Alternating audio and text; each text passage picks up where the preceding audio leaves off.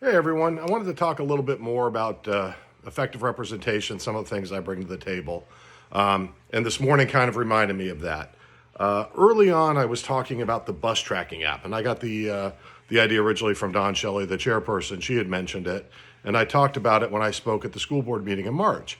There's actually the capability of having where the parents can track the kids' buses on an app. And just this morning, it would have worked wonderful for my son. His bus was so late, I ended up driving him to school, which I can do, but he likes riding the bus.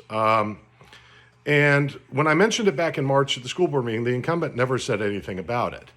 Then a couple months ago, when they were doing the work session on the bond referendum, she said, that bus tracking app I asked about 3 years ago, is that in here? Which, of course, first off, let's take out the fact that a bus app would not be in a bond referendum, but let's take that aside for a second.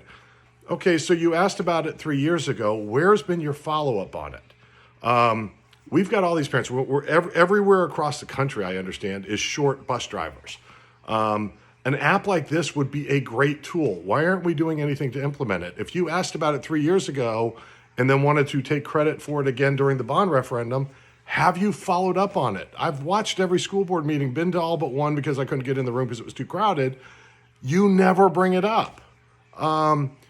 We need to follow up with stuff. Once I'm on the board, I will follow up on stuff. I'll at least find out why it's not happening and let the constituents know.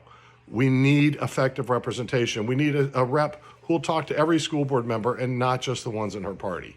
And that's what we currently have. I've released my plan of how to try to fix the divide between the school board itself and the school board and the board of supervisors. I mean, right now, our school board is just as dysfunctional, if not more so, than the state and federal government. And that's just atrocious, and we need it to stop. We need a school board working together.